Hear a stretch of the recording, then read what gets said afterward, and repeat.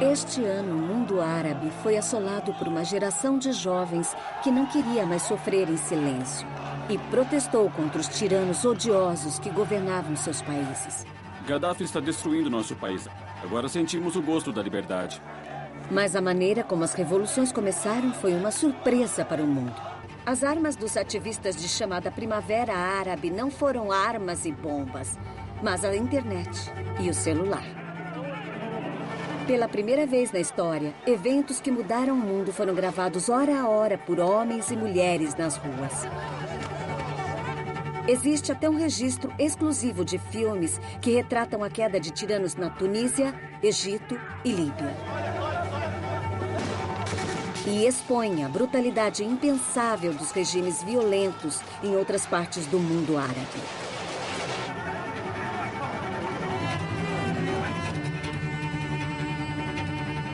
Eu vou a esses países para procurar as pessoas por trás das imagens. Alguém tinha que mostrar ao mundo o que acontecia.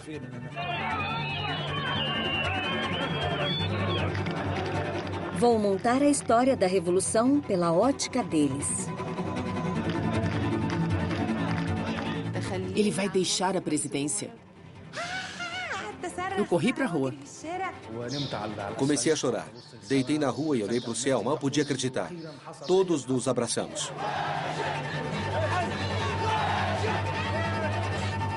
E conhecerei ativistas cuja luta continua.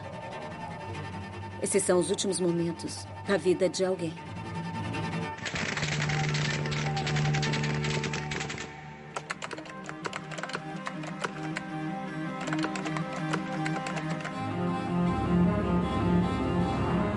Na Tunísia, poucos turistas vão além dos resorts das praias do Mediterrâneo. Mas ao sul, encontramos um mundo bem diferente. Rural, pobre e bastante esquecido. 240 quilômetros ao sul da capital da Tunísia fica a pequena cidade mercante de Sidi Bouzid. Foi aqui que, em dezembro de 2010, o suicídio dramático de um jovem vendedor despertou a revolução na Tunísia e tumultuou o mundo árabe. No passado, esse evento teria sido abafado, censurado em jornais e televisões.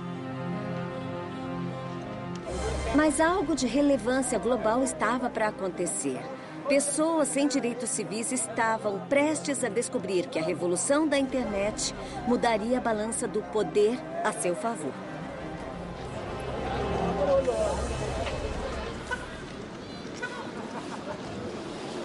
Mohamed Bouazizi, de 26 anos, sustentava a família vendendo frutas nas ruas de Sidi Bouzid. Por anos, ele e os colegas vendedores foram atormentados por policiais corruptos que exigiam propina em cada esquina. Queríamos trabalhar, mas eles não deixavam. Chamavam nosso trabalho de desordem pública. Tínhamos que pagar subornos para recuperar nossas coisas. Perguntávamos por que eles ignoravam. Era assim. Na sexta-feira, 17 de dezembro de 2010, Mohamed Bouazizi armou sua barraca perto da mesquita central, mas não tinha o dinheiro para pagar o suborno por estar ali.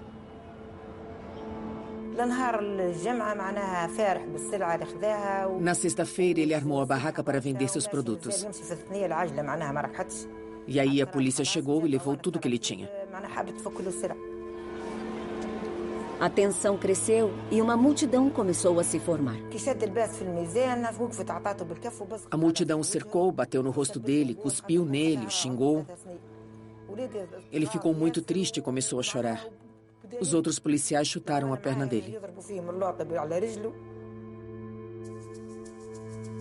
Humilhado, Mohamed veio até aqui, à prefeitura, onde tentou reclamar, mas não foi ouvido.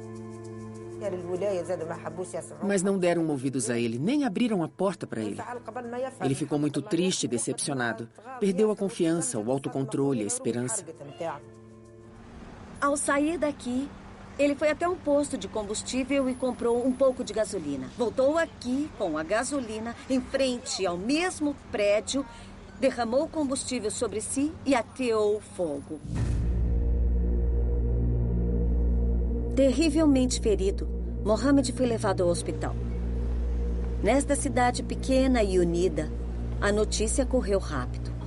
A frustração de Bouazizi comoveu a cidade e todo o mundo árabe.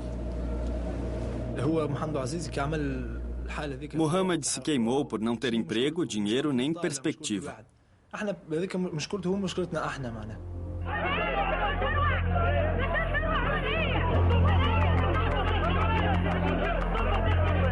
No dia seguinte, centenas de pessoas se reuniram no lugar onde Mohammed tinha se queimado. Homens e mulheres que, como ele, lutavam para sobreviver e achavam que o governo não os ouvia.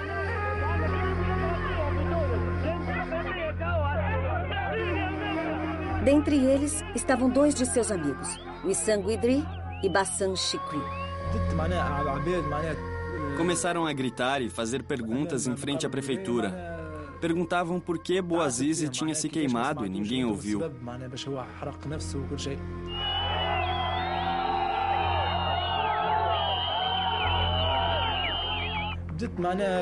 E a situação foi esquentando aos poucos.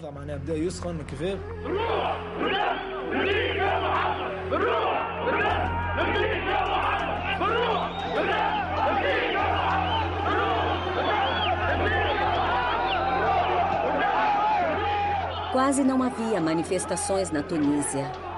Mas no bolso de cada protestante havia uma ferramenta para mostrar ao mundo o que aconteceu. Um celular. Wissam e Bassam me explicam como, naquela noite, a manifestação se tornou uma luta de rua. Começamos com a manifestação pacífica, mas a polícia tentou nos reprimir com violência. Tínhamos que nos defender. Começamos a jogar pedras, tudo o que conseguimos achar.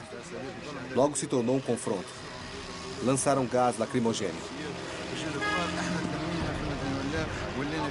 Naquela noite, o confronto se tornou uma guerra de rua.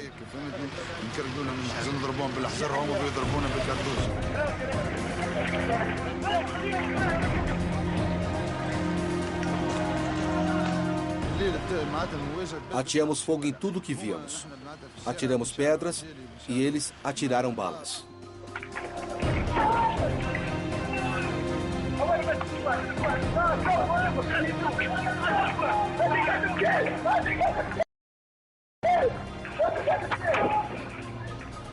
Apesar da raridade dos eventos em Sidi Bouzid, a televisão da Tunísia não mostrou nada do que acontecia.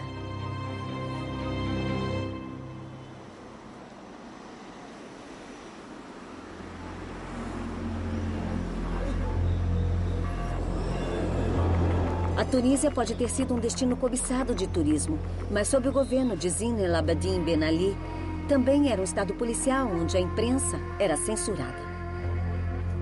Wissam e Bassam resolveram fazer algo eles mesmos. Alguém tinha que mostrar ao mundo o que acontecia. A luta se intensificava e eles filmavam as evidências.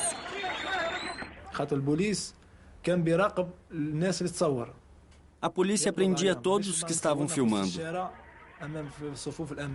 Mas tínhamos pessoas filmando da linha de frente e de telhados. Não eram profissionais, mas sabiam o que fazer.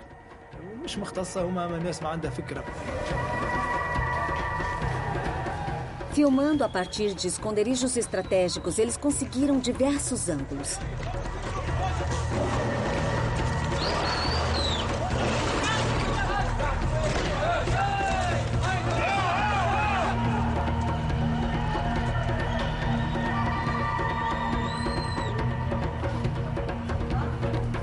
Eles sabiam que havia um meio de mostrar as imagens para as pessoas da Tunísia. O Facebook. A Tunísia tinha 2 milhões de usuários no Facebook, 1/5 de toda a sua população. Enquanto Ben Ali bloqueava o acesso a sites políticos, raramente interferia no Facebook, que acreditava ser meramente recreativo, um lugar para discutir jogos de futebol e namorar. Na capital, Tunis, o jovem programador Slim Amamou viu as gravações extraordinárias vindas de Sidi Bouzid.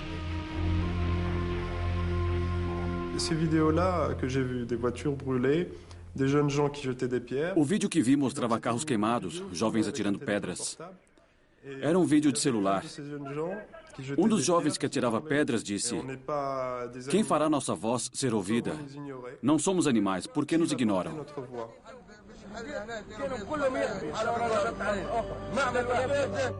Ben Ali gostava de se retratar como um líder moderno e esclarecido. Mas, na verdade, era um dos ditadores que controlavam o mundo árabe, assim como Hosni Mubarak, no Egito, Muammar Gaddafi, na Líbia, e Bashar al-Assad, na Síria. Eles burlavam as eleições e torturavam dissidentes. A corrupção de Ben Ali era notória. Ele enriquecia às custas do povo e sua fortuna era estimada em mais de 3 bilhões de euros.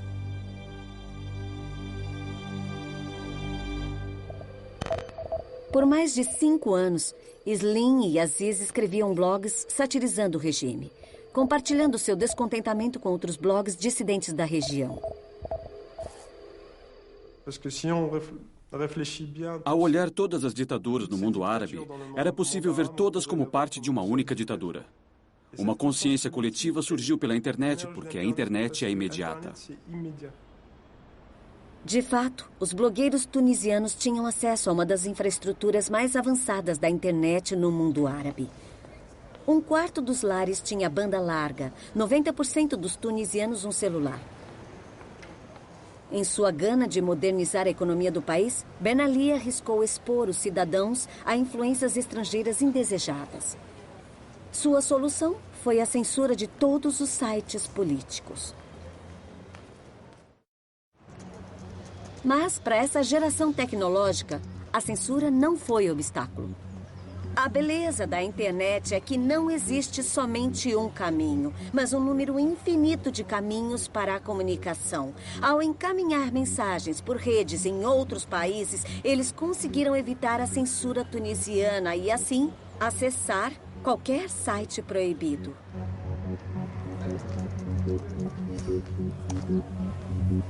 Se fossem pegos postando material subversivo na internet, os blogueiros poderiam ser presos e torturados. O medo é um inimigo. Não se pode viver com medo. Percebi que o que bloqueava a Tunísia era um ciclo de medo e começamos a quebrar esse ciclo. Quando os ativistas viram as gravações de Sidi Bouzid, foi a oportunidade que esperavam. E para mim, aquilo mudou tudo. Foi o que acionou o confronto direto. Slim e Aziz postaram os vídeos em suas páginas do Facebook. Não demorou muito para se espalharem.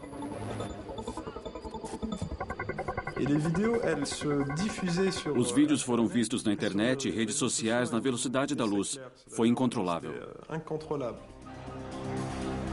Manifestações similares começaram próximas a Sidi Bouzid nas cidades do sul, Kasserine e Medellín. Mas a capital, Tunis, permanecia quieta.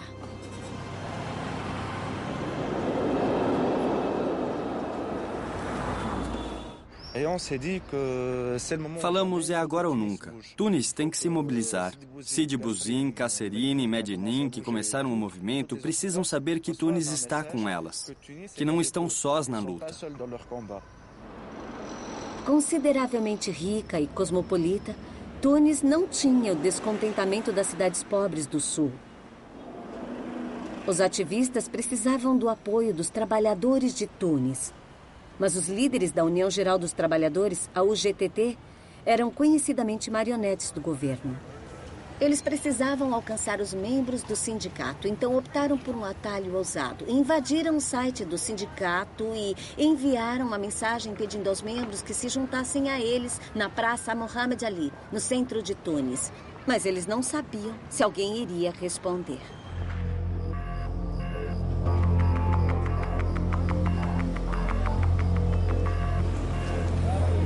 Na manhã do protesto, Prevendo problemas, as autoridades fizeram bloqueios no centro da cidade.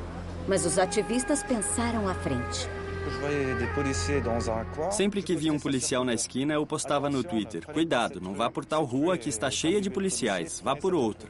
Vou tentar essa outra. Só quando chegaram à praça, eles perceberam o nível que o movimento tinha alcançado.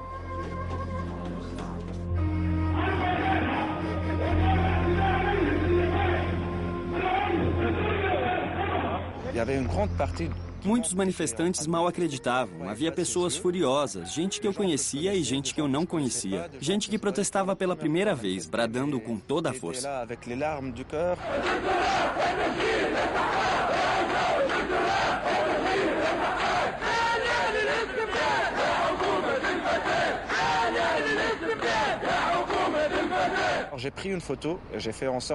Tirei uma foto para mostrar o tamanho da multidão com a legenda: Praça Mohamed Ali agora. Está acontecendo. Venham todos para cá.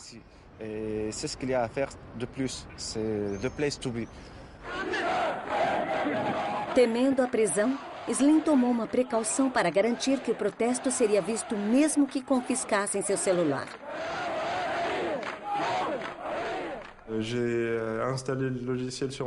Instalei um programa que permitia a transmissão ao vivo do meu celular. Em toda a Tunísia, as pessoas viam ao vivo, em seus laptops e celulares, Tunis se juntar à revolta.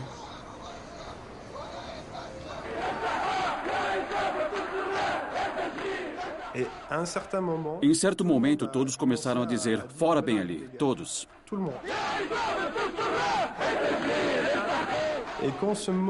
Quando a notícia se espalhou, acabou o medo. Todos deixaram os temores de lado. Alegando que o protesto era obra de gangues armadas, Ben Ali respondeu rapidamente e com violência. Gás lacrimogêneo logo deu lugar à pancadaria e protestantes desarmados foram mortos a tiros.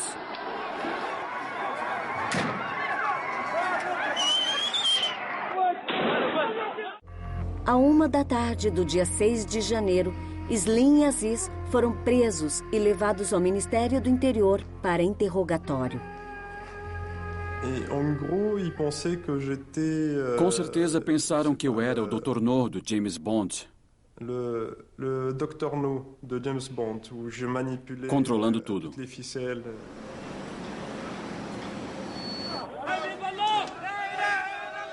Mas era tarde demais.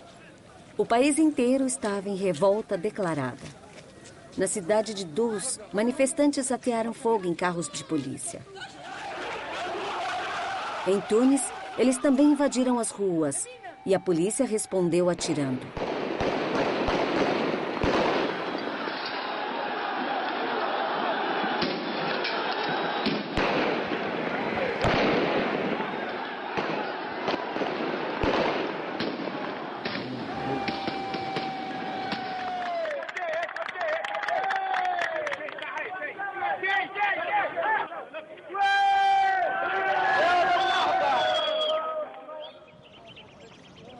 Em pouco tempo, quase 150 pessoas estavam mortas.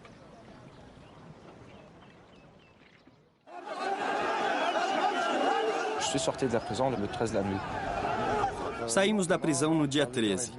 No dia seguinte, às 8h30 da manhã, eu estava nas ruas completamente mudadas.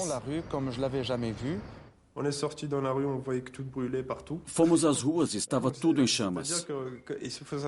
Entenda que, em 6 de janeiro, quando fomos presos, a Tunísia era a mesma Tunísia de sempre.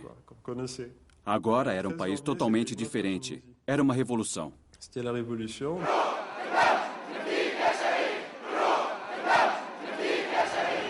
Dezenas de milhares de tunisianos tomaram a Avenida Bourguiba, reunidos em frente ao Ministério do Interior, onde Aziz e Slim estavam presos até um dia antes.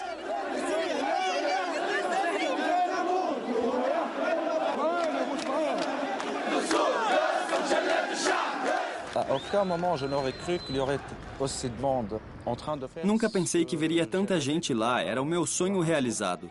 As pessoas protestando, gritando fora para o sistema todo. Não só para o presidente, mas para todo o esquema sanguessuga. Dizendo, vão se danar, vão para o inferno todos vocês.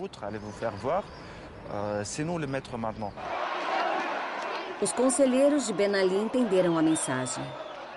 Em 14 de janeiro, informaram que ele era uma ameaça à segurança e bem-estar do país. Naquela noite, Ben Ali fugiu para a Arábia Saudita.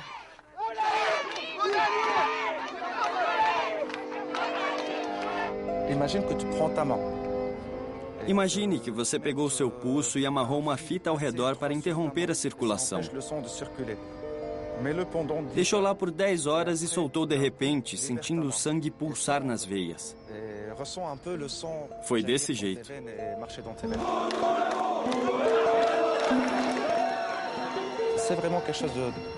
Foi magnífico, indescritível.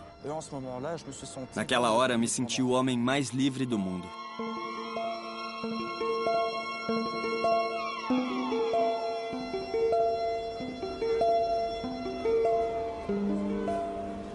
Em 15 de janeiro, o governo provisório anunciou que buscava a transição para a democracia e investigava crimes contra os direitos humanos.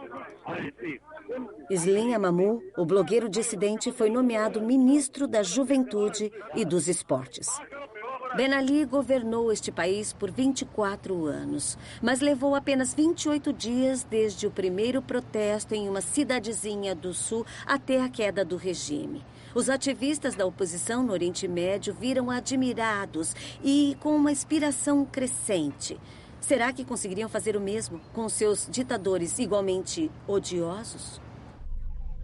A rede de dissidentes online se espalhou pelo mundo árabe, desde Marrocos, no norte da África, até Iêmen, no Golfo. Mas foi no Egito que um exército secreto de ativistas esperava para pegar o bastão da revolução.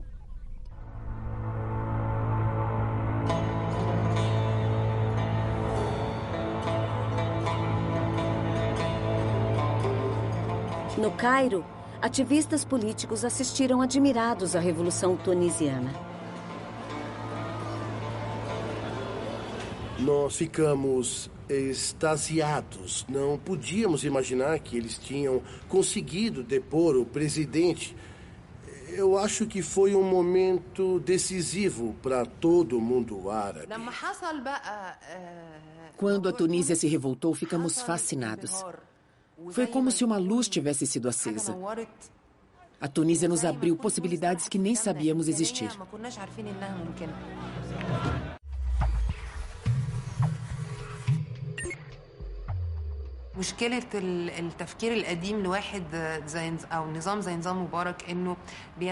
O problema do regime Mubarak foi a ideia ultrapassada de que só as facções com estrutura de pirâmide eram perigosas, por causa dos partidos opositores, como a Irmandade Muçulmana, ou outras facções islâmicas que têm uma organização tradicional com estrutura hierárquica. Ele achou que, como a internet não possuía estrutura nem líder, não era uma ameaça.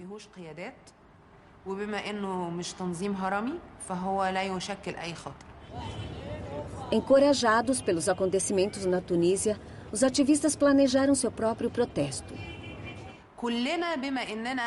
Nós conversamos e chegamos à conclusão de que iríamos parar de nos enganar.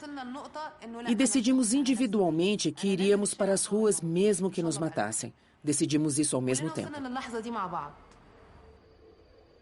Usando suas páginas do Facebook, os ativistas marcaram a data do protesto, 25 de janeiro, um feriado nacional em homenagem à polícia. O que você disse às pessoas? Você disse a elas para irem marchar na Praça Tahrir? Um grupo de 6 ou 7 pessoas decidiu um lugar um dia antes da manifestação. Durante 2 semanas tentamos distribuir panfletos e, é claro, tentar convidar o máximo de pessoas pelo Facebook, mas não tão publicamente, porque, é claro, poderia ser muito perigoso. Mas, diferente da Tunísia, apenas 20% dos egípcios têm acesso à internet. Os ativistas precisavam alcançar os muitos moradores que não tinham internet. e bolaram um plano para enviar a mensagem pelas artérias da cidade. Os táxis. Aqui no Cairo, os taxistas adoram conversar. Então pensamos, como tirar proveito disso? O ativista Walid Rashid e seus amigos incluíram os taxistas do Cairo em seus planos. Pensamos que, se falássemos cara a cara com os taxistas, eles poderiam começar a discordar e não seria muito útil. Mas se eu falasse com alguém do meu movimento ao telefone na frente do taxista, ele acharia que ouviu um segredo, o que criaria uma intriga. Assim, o taxista contaria para as outras pessoas sobre nosso plano do dia 25.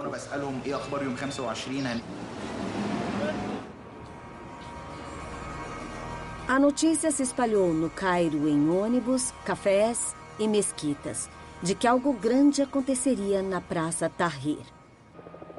De boca em boca, cairotas de todas as partes foram às ruas. Ficamos surpresos ao ver a quantidade de gente. Ficamos tão felizes que choramos. Finalmente, as pessoas foram motivadas a se juntar a nós.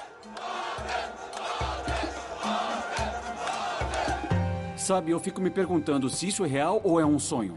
40 mil egípcios reunidos na Praça Tahrir. Eu não acreditava.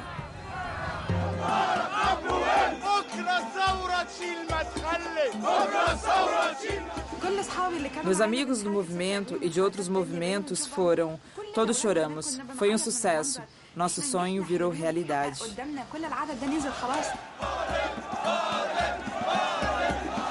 Embora a Irmandade Muçulmana não tenha apoiado oficialmente o protesto, muitos jovens da organização protestaram com os manifestantes.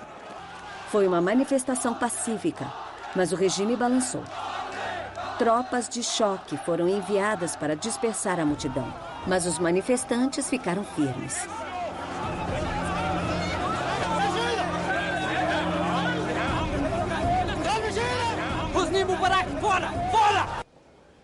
O Ocidente contava com Mubarak para manter a paz com Israel e com sua cooperação na guerra ao terrorismo. Como seus predecessores na Casa Branca, Barack Obama não queria perdê-lo.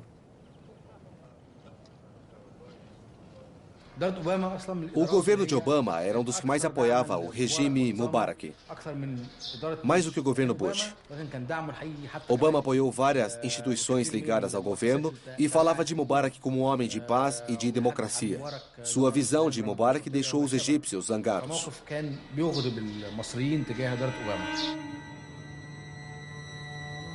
A reação dos Estados Unidos seria fundamental. A secretária de Estado, Hillary Clinton, era defensora da liberdade na internet e encorajava o ativismo digital no mundo todo. Mas agora que os interesses dos Estados Unidos estavam em jogo, ela voltou à posição política tradicional. Our assessment is that the Egyptian government is stable and is looking for ways to respond to the legitimate needs and interests of the Egyptian people. A nação, que alegava ser a maior incentivadora da democracia, preferiu se focar em seus próprios interesses pragmáticos e reprovou no primeiro teste da Primavera Árabe.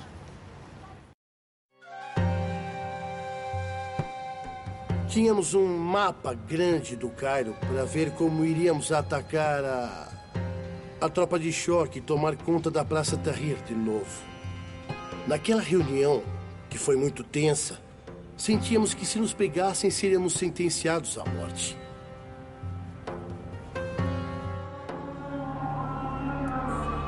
Mas, enquanto os ativistas planejavam, as autoridades preparavam o que esperavam ser o golpe fatal. Durante aqueles dias, o regime viu como os ativistas usavam a internet e celulares para chamar dezenas de milhares de pessoas às ruas. A resposta do governo foi simples. Eles desligaram toda a rede, impossibilitando as comunicações online e móveis. O Serviço Britânico de Telecomunicações foi um dos 4 provedores de internet a suspender o funcionamento. Disseram que, pela lei egípcia, as autoridades tinham direito de emitir tal pedido e que eles eram obrigados a cumprir. Na manhã de sexta, dia 28 de janeiro, o dia previsto para o protesto, os egípcios acordaram e descobriram que tinham sido isolados do resto do mundo e uns dos outros.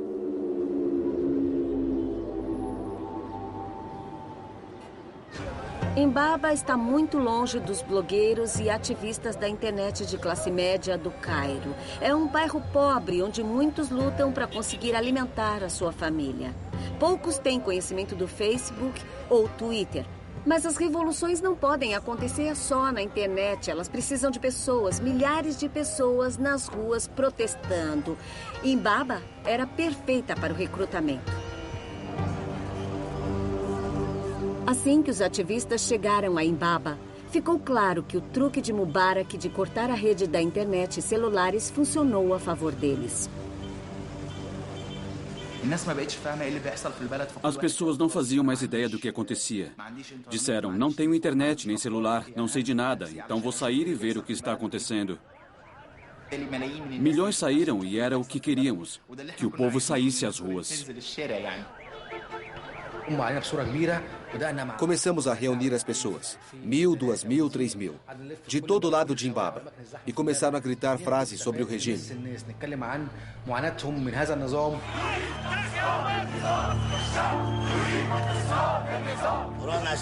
Aqui tem muita gente que não tem emprego e nem dinheiro. Vivemos na miséria. Somos contra esse regime e o tipo de vida que temos. Eu quero um novo governo e os meus direitos.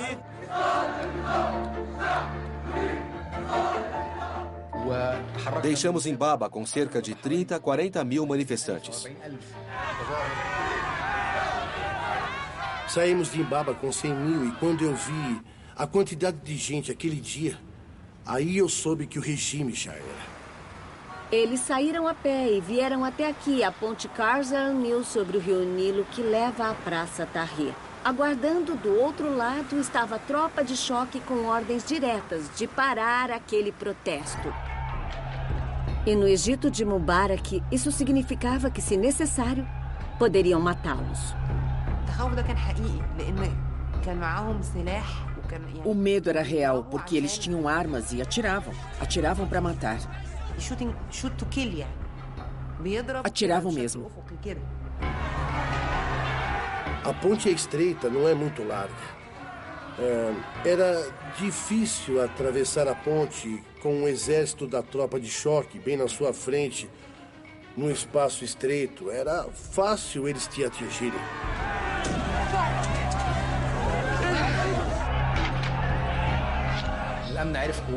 A tropa finalmente sentiu nosso poder. Nós sentimos nosso poder. Era nós ou eles.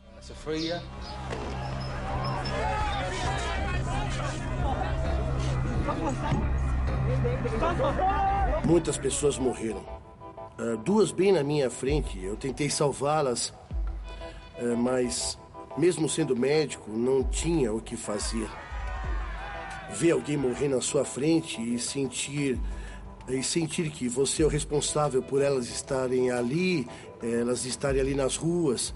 Então, ela morre, você não, você sobrevive. Não dá para evitar a sensação de culpa, a sensação de que você é o culpado pela morte das pessoas. Após 2 horas de luta na ponte, os manifestantes desarmados romperam a linha da polícia. Foram à Praça Tahrir, onde a batalha continuou. Vamos derrubar o regime! Vamos derrubar o regime!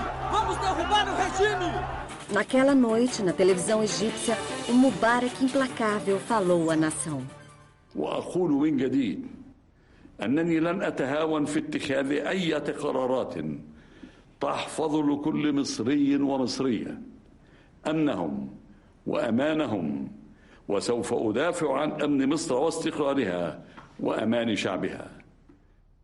Por trás da retórica dura, seu medo era evidente. Ele prometeu reformas democráticas. Após o pronunciamento, o presidente Obama ligou para Mubarak.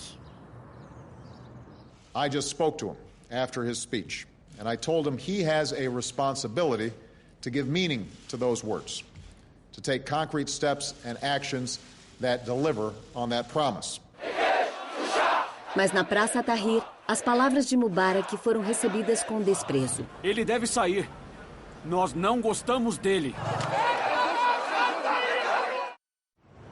A internet finalmente voltou e em todo o país, pessoas com celulares receberam mensagens patrióticas como esta. Jovens do Egito, cuidado com rumores, ouçam a voz da razão. O Egito é precioso, cuidem dele. Mas o povo egípcio não se impressionou. Não foi apenas no Cairo. Alexandria, Suez e Porto Said também foram tomadas pela revolta.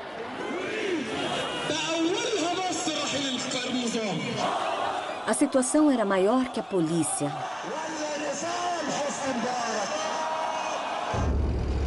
Só o poderoso exército egípcio tinha poder para conter a revolta. A semana toda, tanques de guerra ficaram na praça. Mas não se sabia ao certo de que lado estavam. As pessoas começaram a dizer, cadê o exército egípcio? A polícia atira em nós, queremos que o exército nos proteja. Eu fiquei com medo e disse, imaginem se o exército começar a nos atacar. Mas disseram, não, o exército está do nosso lado.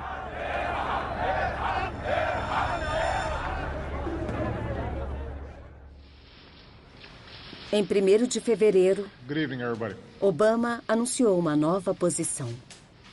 An orderly transition must be meaningful, it must be peaceful, and it must begin now. Mubarak estava contra a parede.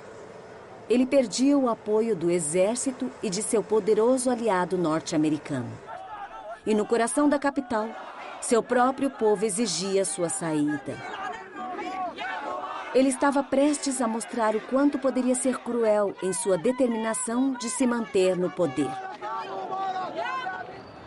O presidente Mubarak não era o tipo de homem que permitiria que a juventude anárquica do Egito lhe dissesse o que fazer. Ele se via como o pai da nação, um homem com o dever de servir. Assim, no dia 2 de fevereiro, nono dia do protesto, Mubarak revidou. Naquela tarde, centenas de homens armados chegaram à Praça Tahrir, descritos na televisão pública como seguidores leais do governo. Segundo boatos, eram policiais à paisana e bandidos a serviço do regime. O regime de Mubarak começou a espalhar o caos e o terror entre o povo, para que temessem a revolução e dissessem, queremos a estabilidade de Mubarak, não queremos vandalismo. Então começaram a vir vândalos para roubar e aterrorizar as pessoas nas ruas.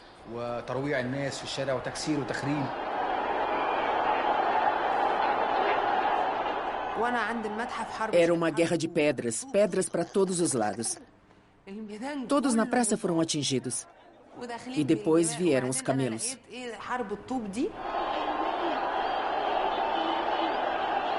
Ficou conhecida como a Batalha dos Camelos.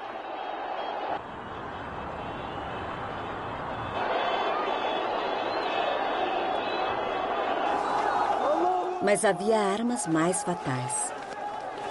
O pior é que não foram só as pedras e os paus.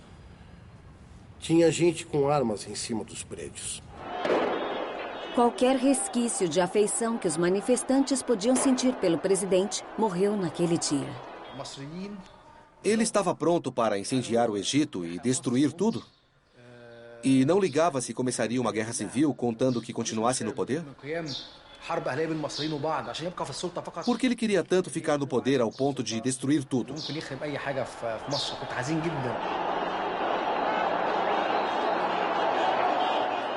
Durante a batalha, o exército só observou enquanto os manifestantes lutavam com os capangas de Mubarak.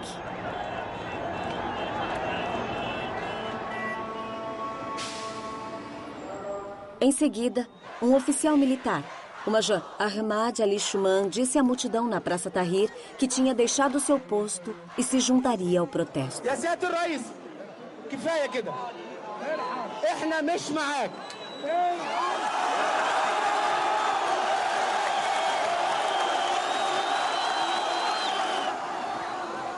Outros 15 oficiais fizeram o mesmo. A primeira vez que eu me senti segura foi ao ver um tanque de guerra passando, acenando. E o oficial que o dirigia começou a mandar beijos para a multidão. Com o exército firme do lado dos protestantes, Mubarak não tinha mais o que fazer.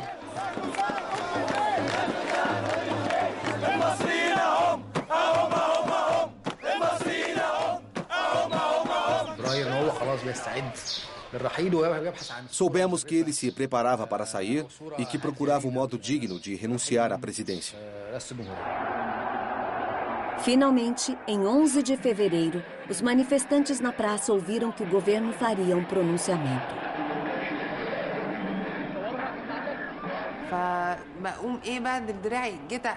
Eu me aproximei do rádio e ouvi: ele vai deixar o cargo de presidente da República. E eu comecei a gritar. Corri para a rua. Todos estavam ao telefone. Havia muita alegria nas ruas. Parabéns a toda a minha nação! Não acredito! Meus parabéns! É isso!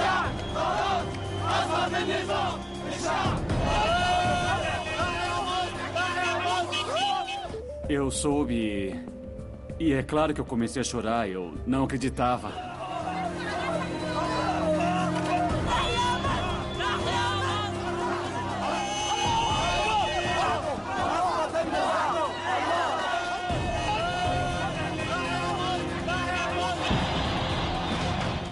Fogos em toda parte e, de repente, o país todo comemorava a saída de Mubarak.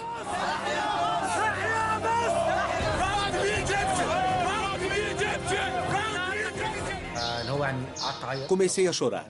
Deitei na rua e olhei para o céu sem acreditar. Todos nos abraçamos. Finalmente.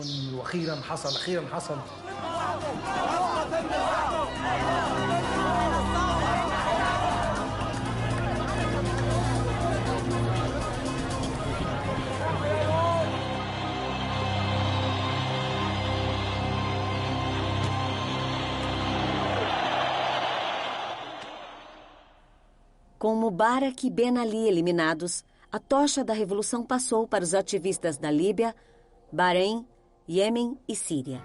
Os líderes desses países aprenderam uma lição simples com o Egito e a Tunísia. Se não é firme o bastante e brutal o bastante, então pode ser deposto. As revoluções árabes entrariam agora em uma fase bem mais violenta.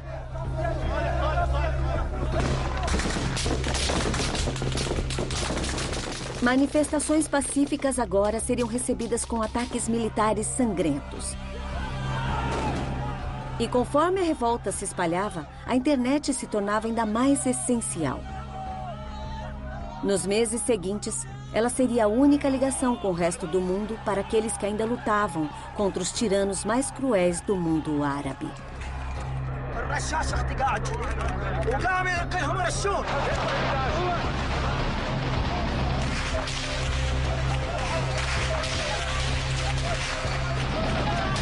Versão brasileira, Tempo Filmes, São Paulo.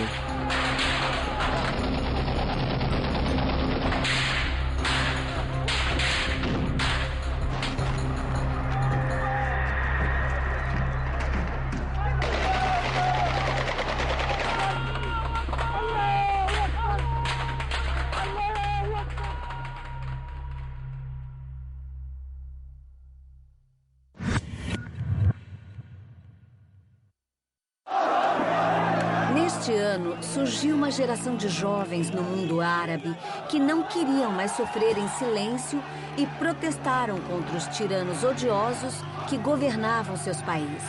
Hosni Mubarak, fora! Fora! No final de fevereiro, começou a parecer que a revolução seria fácil. Uma geração de jovens blogueiros e tuiteiros davam voz a movimentos democráticos em todo o mundo árabe. O povo começava a falar com otimismo sobre a Primavera Árabe. Mas, na verdade, tudo estava prestes a piorar. Usando o registro exclusivo de manifestantes, gravado em celulares, abordaremos o capítulo seguinte da história. Quando saímos às ruas, fomos prontos para não voltar. Ou era morte ou prisão por tempo indeterminado.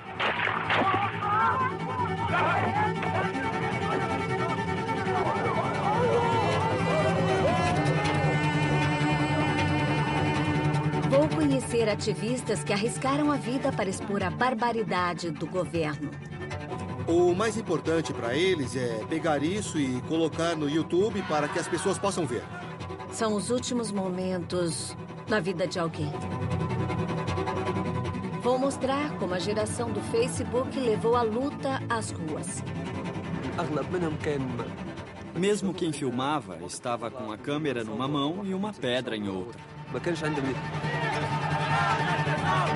E iniciaram uma guerra que livraria o mundo árabe de seu ditador mais conhecido.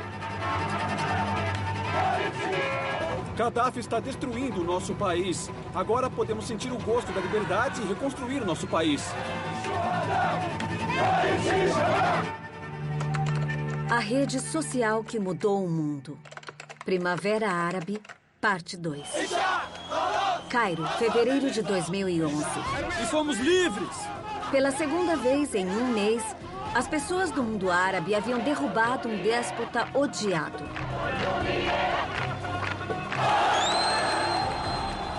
Quatro semanas antes, Zine al-Abidine Ben Ali havia fugido da Tunísia. Agora era a vez de Hosni Mubarak do Egito. A pergunta era, onde vai ocorrer a próxima revolução?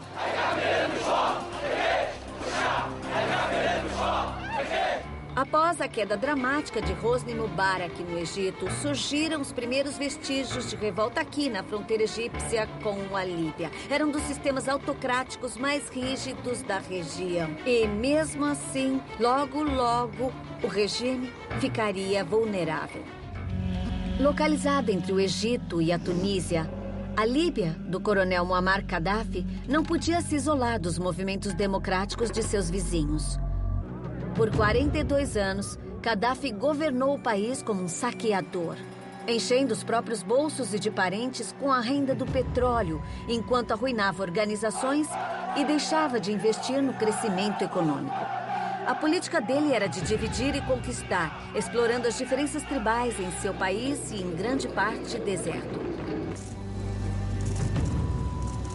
Ele era notoriamente paranoico com relação ao povo se reunir e compartilhar ideias, e desencorajava qualquer forma de reunião pública.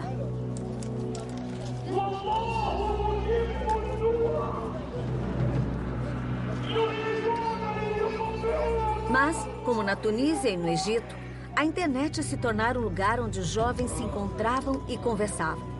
Pessoas como Aya, estudante de medicina cuja mãe foi presa por Gaddafi, e Mimi, cujo pai ativista havia sido morto numa prisão de Trípoli. Entramos no Facebook porque achamos que era um modo de expressar opiniões e sentimentos de maneira livre. Comecei a ler artigos, navegar no Facebook e descobrir o que seria possível. Como poderia haver uma revolução. Entrei para os grupos do Facebook que falavam de liberdade. Quando vimos as pessoas nos grupos falando e ouvindo e sentindo o mesmo que nós, pensamos no que poderia ser feito usando o Facebook. Diferente da Tunísia, a comunicação na Líbia era ruim. Apenas 5% da população tinha acesso à internet. Gaddafi não a via como uma ameaça. O que ele não percebeu foi que dividir e conquistar não funcionava na era da internet. As redes sociais tinham o poder de unir os jovens contra ele. Eu estava cansada da situação. Comecei a encorajar os jovens a não ficar calados. Usava os chats online na Líbia.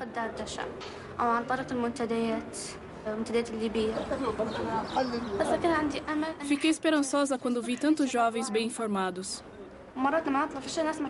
As desculpas comuns de estamos cansados e não tem jeito não existiam no Facebook. Um exército invisível de jovens líbios esperava para agir. Gente formada e sem emprego, como Mohamed, Salim e Mohamed, que não tinham perspectiva na Líbia de Gaddafi. Todo mundo estava esperando a primeira fagulha, ainda mais depois das revoltas no Egito e na Tunísia.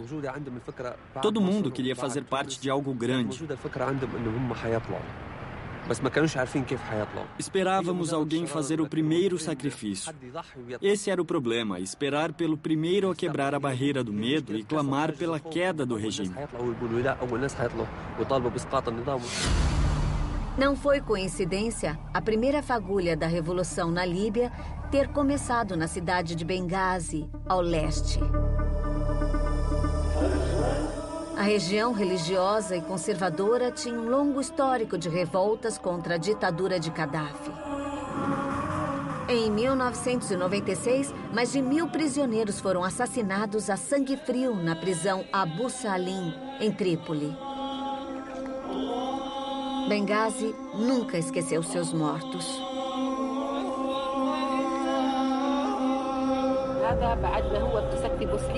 Meu filho foi morto em Abu Salim e o pai dele adoeceu de tristeza. Ele chorou tanto que ficou cego. Conforme a revolução se espalhava na Tunísia e no Egito, as famílias de Abu Salim se tornavam essenciais para a revolta na Líbia. Ansioso para pôr um fim aos protestos crescentes, em 15 de fevereiro, Gaddafi prendeu o advogado das famílias, Fatih Terbil, que perderam um irmão e outros 2 parentes no massacre. Tinham 22 ou 23 seguranças. Chegaram em 6 carros. Disseram, venham com a gente. Antes de partirem, revistaram a casa, pegaram meu laptop, meu celular e documentos particulares. E me levaram à sede da Segurança Nacional.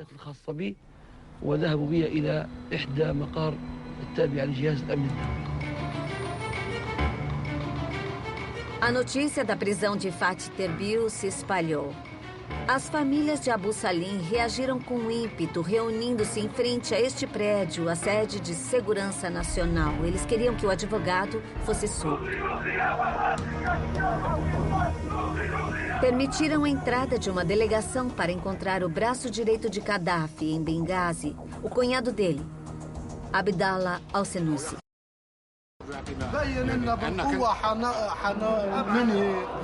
Ele disse, se saírem para protestar, mesmo que pacificamente, com as mãos para trás, atiraremos em vocês. Serão no mínimo presos. Ele foi firme. Foi horrível o jeito que falou conosco. Não ia negociar. Ele disse, eu falei, esta é a lei.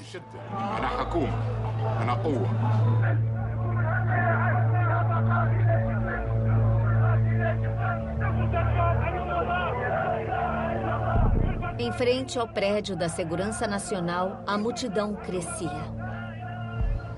A notícia se espalhou e centenas de pessoas saíram às ruas de Benghazi. Agora eles clamavam pela queda do regime.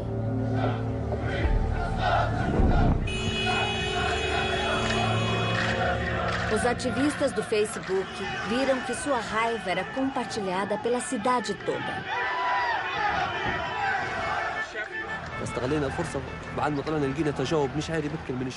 A resposta foi incrível. Jovens, pobres, advogados, professores, médicos, não era apenas parte da sociedade, era todo mundo. Foi extraordinário.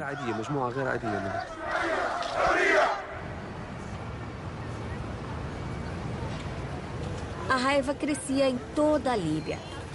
Em 17 de fevereiro, uma grande multidão se reuniu nesta praça na cidade portuária de Tobruk. Seu foco era um monumento em honra aos livros verdes de Gaddafi, que detalhavam sua filosofia política bizarra. Os ativistas aprenderam com o Egito e a Tunísia que, para a revolução ter sucesso, teriam que fazer com que os outros países soubessem o que estava acontecendo. Um jovem engenheiro químico, Tawfik Othman, agiu. Eu tentei. Eu peguei o celular e fiquei filmando. Então pensou, preciso gravar este momento? Isso. Eu pensei que seria um momento realmente importante.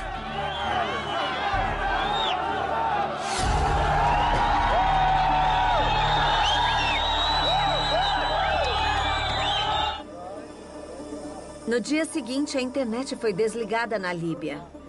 Gaddafi tinha percebido que, no mundo da internet, os líbios tinham uma ferramenta poderosa.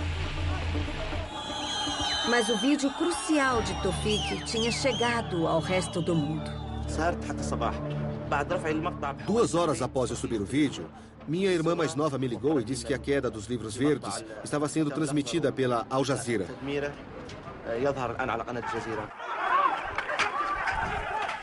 No mundo todo, as pessoas viam que a Primavera Árabe não havia parado no Egito. Em Benghazi, o protesto virou uma guerra de rua. Homens de capacete amarelo, supostamente a mando de Gaddafi, foram às ruas atacar os protestantes desarmados.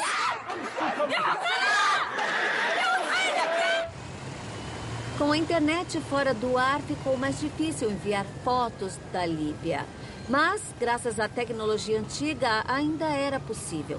Nos dias seguintes, os líbios vieram à fronteira egípcia com todo tipo de carro e táxis velhos, com cartões de memória que distribuíam a amigos e seguidores, que então as enviavam do Egito. Em 19 de fevereiro, uma marcha fúnebre para aqueles que haviam morrido no conflito passou na frente da Katiba, uma instalação militar em Benghazi, sede do poder de Gaddafi. Fomos pela rua Jamal. Sabíamos que quando nos aproximássemos da base militar, algo aconteceria. Porque todo jovem de Benghazi estava nessa marcha fúnebre.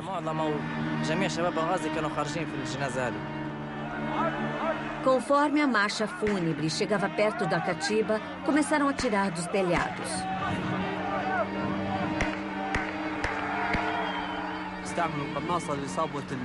Os atiradores miravam em pessoas ativas na revolta.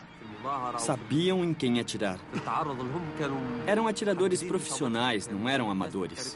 Não eram pessoas comuns com armas.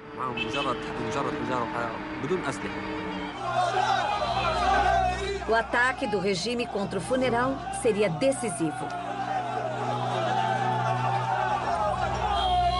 Diante da ordem de atirar nos manifestantes, membros do exército e polícia local mudaram de lado e se juntaram aos manifestantes contra as forças de Gaddafi.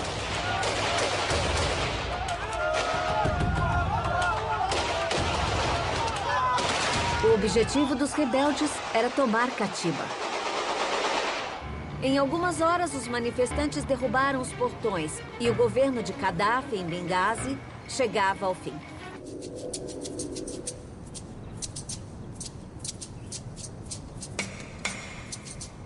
O governo de Gaddafi no leste da Líbia havia acabado. Mas, diferente de Ben Ali, na Tunísia, e Mubarak, no Egito, ele se recusou a partir em paz. Ele jurou que se vingaria. Como Mubarak no Egito, o Ocidente estava de olho em Gaddafi. Queriam seu petróleo e conhecimento sobre a Al-Qaeda. Mas o triunfo da democracia na Tunísia e no Egito ensinou aos líderes dos Estados Unidos e Europa que poderia ser um erro manter a antiga amizade. Protestos estavam surgindo em outros países árabes. Marrocos, Argélia, Jordânia, Iêmen e no pequeno país insular, o Bahrein, no Golfo Pérsico. A população, de maioria xiita, há muito guardava rancor da liderança corrupta e sunita no Bahrein. Os xiitas eram discriminados e a alegação do país de ser democrata era uma farsa. Situada entre o reino sunita da Arábia Saudita e a República Volátil Islâmica Xiita do Irã, o Bahrein era fundamental para a estabilidade da região. Servia como posto estratégico dos Estados Unidos, abrigando sua 5ª frota. Manifestações aqui iriam repercutir muito além da ilha.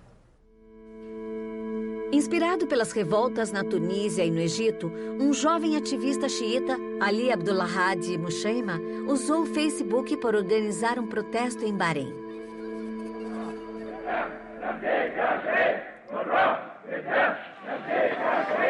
Em 14 de fevereiro, ele e milhares de bahreinistas foram às ruas exigir reformas da família governante ao califa e seu chefe, o rei Hamad.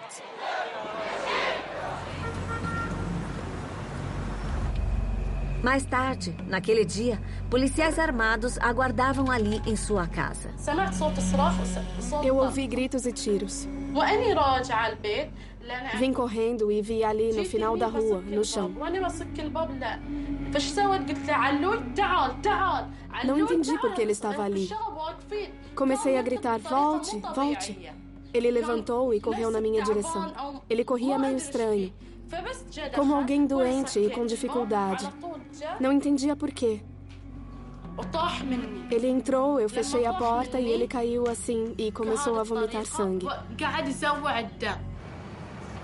Horas depois, a notícia da morte de Ali Musheima havia se espalhado pela ilha. No dia seguinte, mais de 10 mil bahreinistas descontentes saíram às ruas.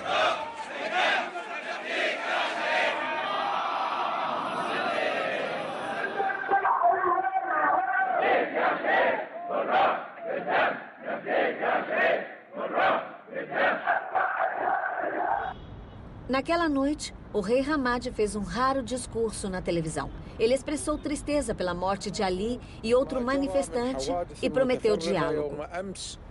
واليوم وكانت هناك للأسف وفاة لاثنين من أبنائنا الأعزاء وعليه نتقدم بتعازينا الحارة.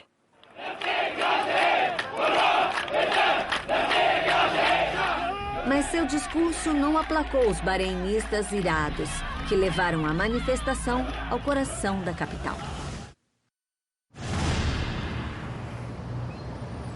Os manifestantes procuravam seu equivalente à Praça Tahrir, no Cairo, e vieram até este lugar conhecido como Rotatória Pérola. Professores, advogados, anciões religiosos, homens, mulheres e crianças armaram barracas aqui e juraram não sair até fazerem o que pediam. O ativista dos direitos humanos, Nabil Rajab, viu que algo único estava acontecendo. O governo viu xiitas e sunitas unidos, exigindo democracia e respeito pelos direitos humanos. E isso era muito assustador para eles. A dinastia Al-Khalifa havia prosperado colocando um lado da população contra o outro.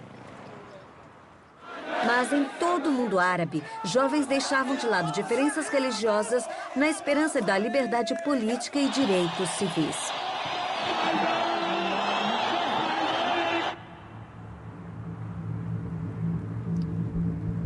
Dois dias depois, forças policiais do governo se posicionaram na ponte em frente à rotatória. O que se seguiu foi gravado em celulares dos manifestantes.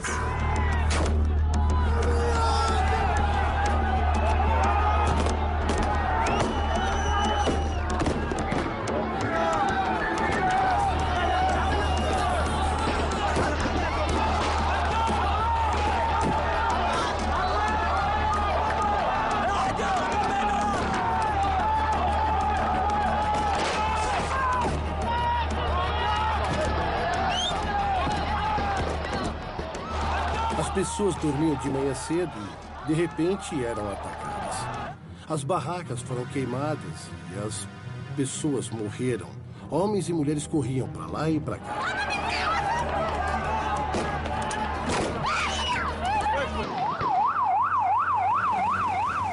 Virou um conflito fatal.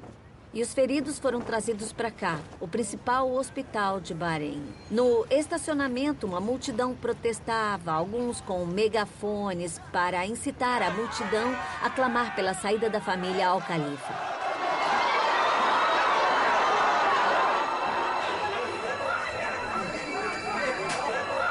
Lá dentro, a equipe médica ficou chocada com a natureza dos ferimentos, que incluíam tiros na cabeça. Indignada, a equipe médica se juntou aos protestantes e a polícia começou a ver o hospital como um foco de atividade antigoverno. Mas a repressão não parou o protesto. Expulsos da rotatória, os manifestantes foram às ruas. Alguém filmava, sem saber que as forças policiais estavam à espreita.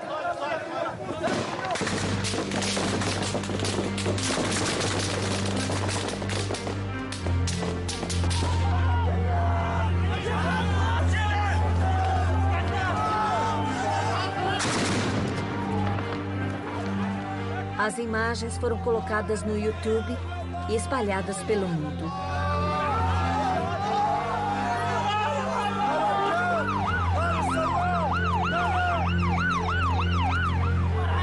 A camisa suja de sangue de um homem virou símbolo do terror que havia começado.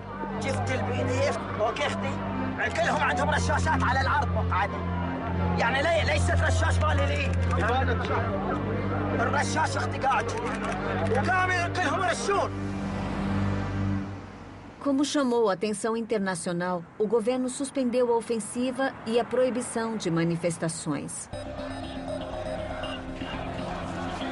Mas a concessão veio tarde demais.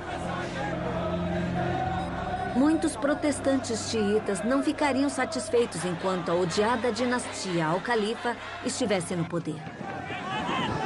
Hostilidades antigas entre sunitas e xiitas recomeçaram.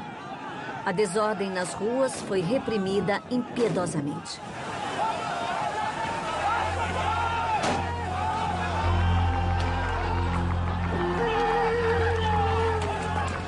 O caos que se seguiu foi a desculpa que o regime precisava para reprimir a revolta de uma vez por todas.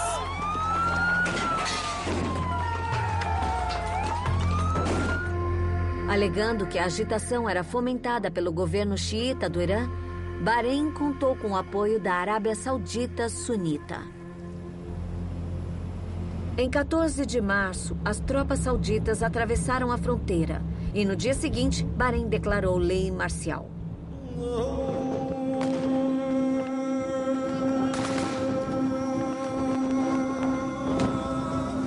Em 18 de março, as tropas incendiaram o centro da rotatória Pérola e atiraram nos manifestantes que fugiam.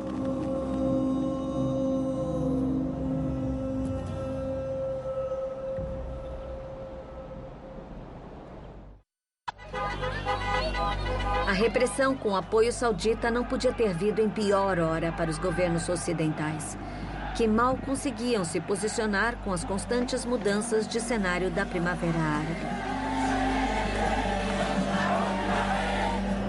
Na Líbia, o tempo dos manifestantes estava acabando à medida que as forças do coronel Gaddafi avançavam sobre territórios rebeldes. Os governos ocidentais discutiam uma intervenção.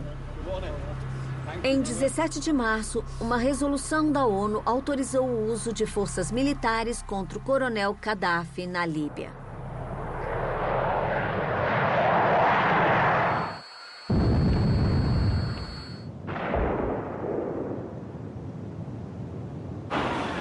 Mas, em Bahrein, o interesse estratégico e o preço do petróleo falaram mais alto.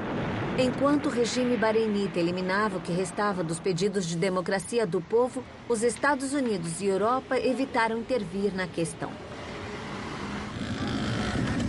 Fazia 3 meses que a morte do jovem vendedor de frutas na Tunísia havia inspirado a revolta no mundo árabe. A Tunísia e o Egito haviam derrubado ditadores. A Líbia estava em guerra civil. E no Iêmen, os protestos ameaçavam o governo de 30 anos do presidente Saleh. Mas um país parecia imune à agitação: a Síria. O regime rígido da Síria, situada após a fronteira atrás de mim, estava sob o comando de ferro da família Assad por mais de 40 anos. Na Síria, o controle do exército, força policial e as leis de emergência impossibilitavam uma oposição política. Os jornalistas foram banidos da Síria. Então, eu fui a Beirute. A 2 horas de carro de Damasco, a cidade se tornara um porto seguro para dissidentes sírios que fugiam pela fronteira. Fui encontrar o exilado sírio e ativista virtual Rami Nakli. Oi, Rami, muito prazer. 2 anos antes, ele criou uma página no Facebook para combater o regime. Para disfarçar sua identidade, ele usou um composto de fotos de rostos para criar um homem sírio chamado Malat al-Muran. Naquele ano, ele foi avisado que as autoridades o seguiam. Então fugiu para Beirute, onde abriu uma rede para ajudar manifestantes da Síria a enviar suas mensagens. Nós pensávamos, ainda temos que trabalhar 20 anos para ver mudanças aqui na Síria. Nós estávamos nos preparando para uma guerra de longo prazo. O problema é que não tínhamos esperança. Até nós, ativistas políticos e de direitos humanos, pensávamos que não havia solução. Não teria jeito, só escuridão. Não havia luz no fim do túnel. O presidente Bashar al-Assad vinha de uma dinastia com a má reputação de repressão política. Seu pai, Hafez al-Assad, foi responsável pelo massacre de mais de 10 mil pessoas na cidade de Hama, em 1982. Quando Bashar assumiu, parecia ser reformista. Ele tomou medidas para liberalizar a economia e abrir um diálogo político com o Ocidente. E trouxe a internet. Cerca de 20% da população já tinha acesso à internet, mas, diferente de outros ditadores árabes, Assad entendia o seu poder e bloqueou o Facebook e o YouTube. A batalha pelo controle da Síria não seria somente nas ruas, mas também no mundo virtual. Qualquer pessoa a utilizar uma lan house na Síria deveria portar passaporte e identidade. As buscas online eram monitoradas. O país estava sob a mão de ferro da segurança nacional. Eu tinha certeza que o regime sádico responderia com técnicas sádicas se alguém se rebelasse. Em fevereiro, enquanto outros países árabes se rebelavam, não havia sinal de que o turbilhão revolucionário chegaria a Damasco. Assad declarou com confiança que a revolta árabe nunca alcançaria seu país. Em fevereiro, ele desbloqueou o Facebook. Mas o que parecia ser um gesto generoso foi tido por muitos como uma tática. O site agora poderia ser usado para obter informações sobre seus oponentes.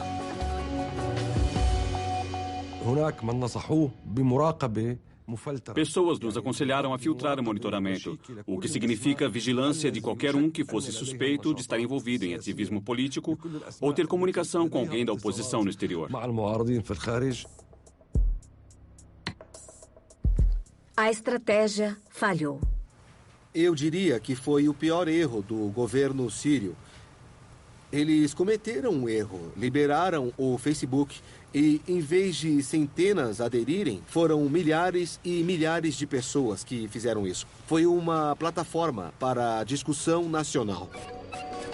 Com o desbloqueio do Facebook, a internet borbulhava com chats secretos sobre revolução e revolta.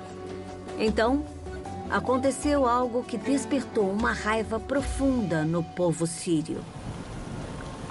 No início de março, um grupo de adolescentes foi preso no sul da Síria, na cidade de Deraa. Eles foram pegos pichando as paredes da escola. Mas o que enfureceu as autoridades foram as palavras pichadas. O grafite virou o slogan das revoluções árabes. O povo quer que o regime caia. Não se soube das crianças por 10 dias. Tudo bem. O dissidente sírio, Omar Edilbi, estava em Damasco quando as crianças desapareceram. Ele e outros dedicados oponentes ao regime organizaram uma manifestação.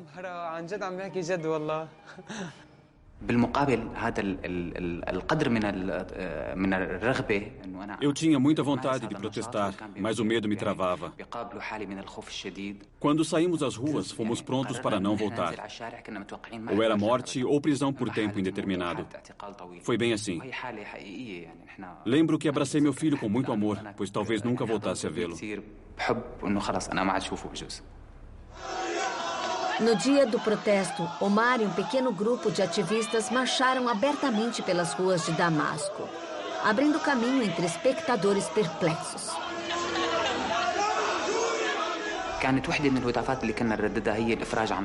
Um dos slogans que bradávamos era para libertarem as crianças em Deraa. As pessoas na rua responderam a isso com emoção. Sinceramente, o povo sírio mal deu atenção aos pedidos de liberdade, democracia e mudança pacífica de governo. O que comoveu foi a história das crianças presas.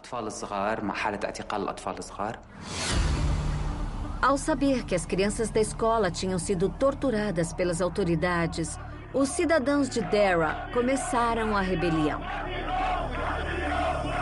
A Síria se juntou à Primavera Árabe.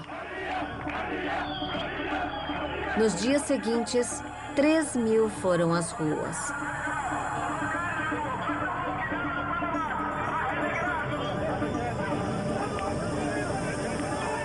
As autoridades isolaram a cidade e mandaram policiais à paisana contra a multidão. Muitos manifestantes apanharam e foram presos, mas não desanimaram. No quinto dia, a polícia enviou uma mensagem clara de que não haveria tolerância para revoltas na Síria.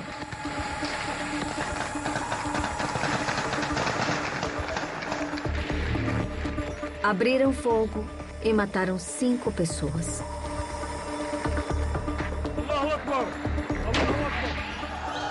Furiosos com a resposta, o povo agora queria mais do que a liberação das crianças. O povo queria derrubar o regime.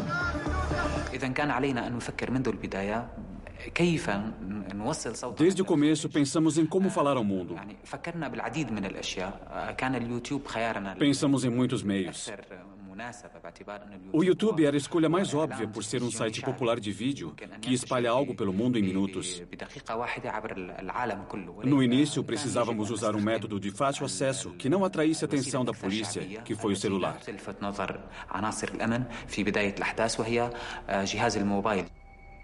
Agora, com o gênio fora da garrafa, o protesto se espalhou rapidamente pelas cidades de Banias, Latakia, Homs e Hama.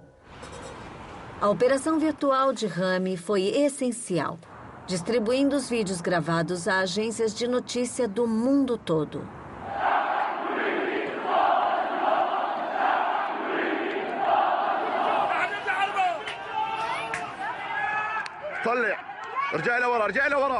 Esse foi o último vídeo que nós recebemos e usamos. O primeiro assassinato na cidade de Hama. Então alguém morreu. Em Hama. Isso.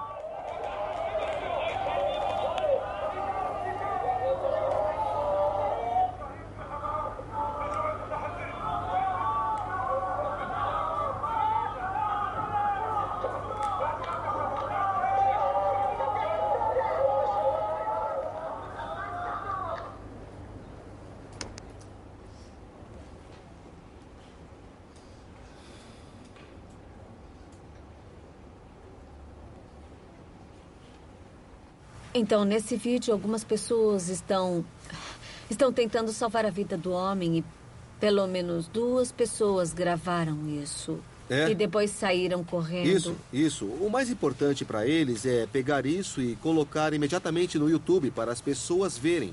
Para verem o que acontece aqui o quanto antes. Sabe, eu achei que estaria preparada para isso, porque estamos falando dos protestos há muito tempo. Mas é inacreditável. São os últimos momentos da vida de alguém e isso é bem chocante.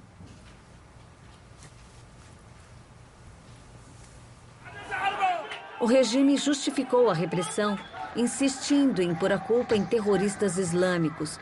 Mas celulares permitiram que os homens na rua falassem diretamente ao mundo, desmentindo a alegação. Disseram que foram terroristas e que queremos República Islâmica aqui. É uma mentira. Uma grande mentira. Centenas de pessoas nas ruas dizendo que elas só querem liberdade, querem direitos, querem justiça na Síria. Em 16 de abril, Assad falou ao seu gabinete. طالما نتحدث عن المرحلة التي نمر بها الآن فأنا أقول بأن الدماء التي هدرت في سوريا آلمتنا جميعا آلمت قلب كل سوري كل مواطن سوري.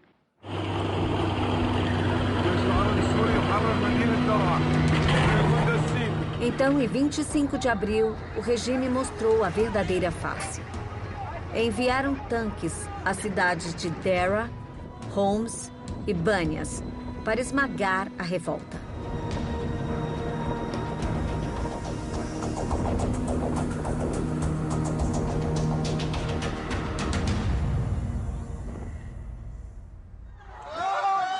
As imagens enviadas por Rami e Omar de Beirute foram vistas no mundo todo, causando indignação. Mas os líderes ocidentais não estavam dispostos a se envolver em outro conflito árabe.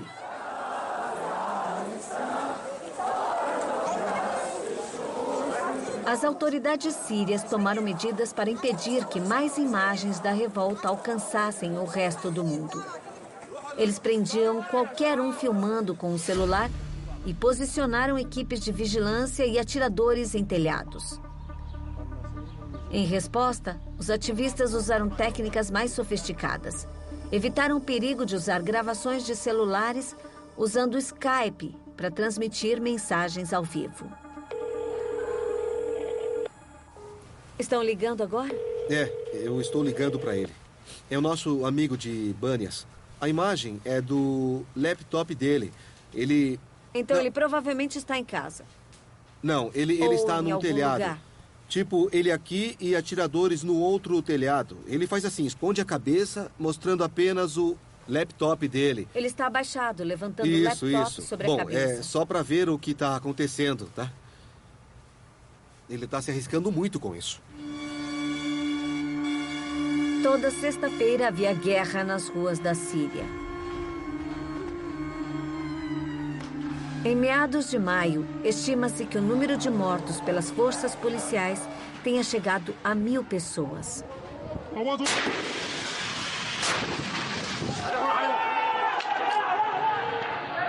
À medida que mais e mais pessoas morriam ou eram presas por filmar, os ativistas fora do país criaram modos de contrabandear aparelhos de filmagem. Conseguimos arranjar câmeras engenhosas que podiam ser escondidas num bolso, manga ou botão.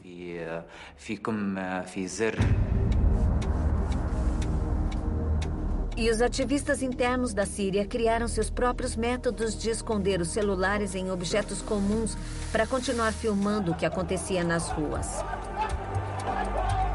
O regime respondeu desligando a internet em partes rebeldes do país. Mas a operação virtual de Rami cumprira seu propósito. Exilados sírios no mundo todo se juntaram em apoio à revolta, fornecendo telefones por satélite aos dissidentes. Esses telefones não são baratos. Eles custam 3.000 euros e foram fornecidos por exilados sírios com boas condições que queriam garantir que as mensagens continuassem saindo da Síria. Telefones assim são muito difíceis de rastrear e também permitem ao usuário desviar o sinal para a internet em dias importantes, como, por exemplo, a sexta-feira. Se filmar um protesto com um desses, você pode colocar direto na internet. Uma guerra virtual em grande escala irrompeu entre os ativistas e o regime Assad. Sabemos que o regime tinha uma boa equipe de hackers, especialistas em internet e em hackear armas eletrônicas.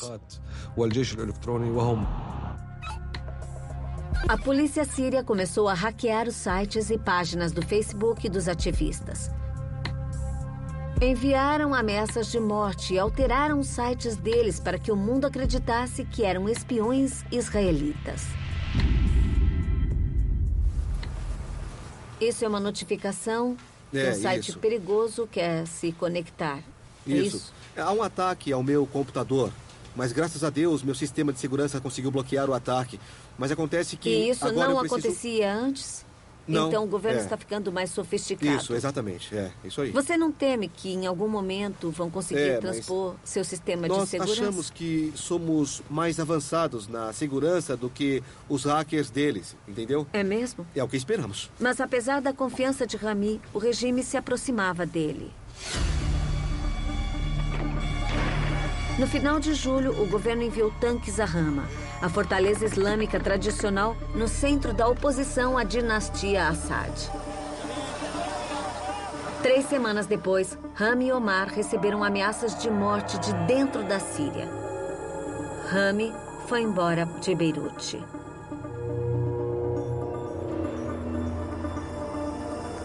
No final do verão, a máquina mortífera de Assad parecia invencível. E apesar da condenação internacional, o regime sírio continuava agindo com impunidade.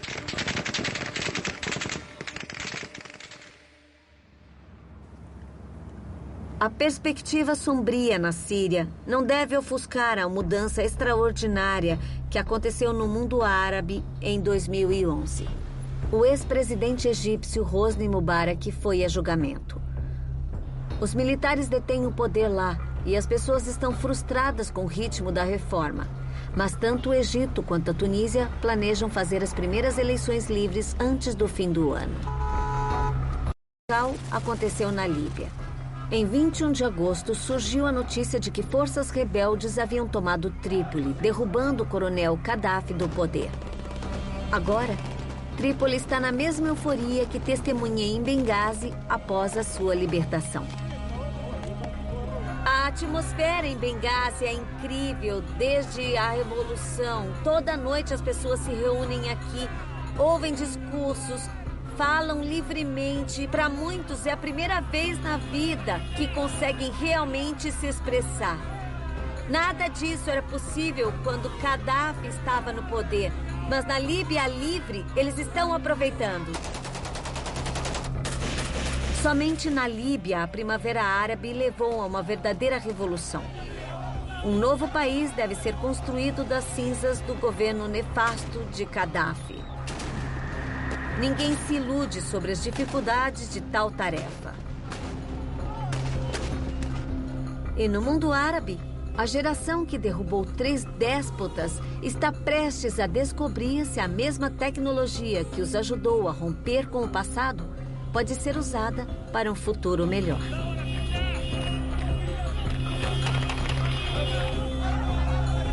Versão brasileira, Tempo Filmes, São Paulo.